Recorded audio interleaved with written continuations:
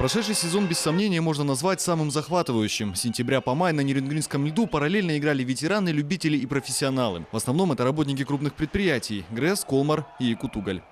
Отличный сезон. В этом году было у нас 3 лиги. По всем лигам проводились полноценные соревнования. Сегодня вот был заключительный день. Команда «Шахтер» в 2 лигах выиграла кубки. Для нас просто прекрасный сезон. Море эмоций, море позитива. Просто все счастливы.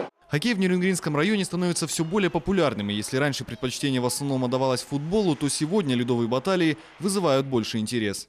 Растет количество участников. То есть если раньше это было Нерюнгринская ГРЭС и Якутугаль, теперь полноправный, я считаю, и очень солидный участник – это Нерюнгри-Уголь. Также, Транснефть команду выставляет, поселок Беркакит активно участвует. То есть у нас в городе хоккей набирает все больше и больше обороты, становится более и более популярным. По итогам сезона отличные результаты показали также детские и юношеские команды Нерюнгринского района. Хоккейный клуб «Энергия-2003», в составе которой играют 11 нерюнгринцев, стала бронзовым призером всероссийских соревнований «Золотая шайба», финал которого состоялся недавно в Сочи.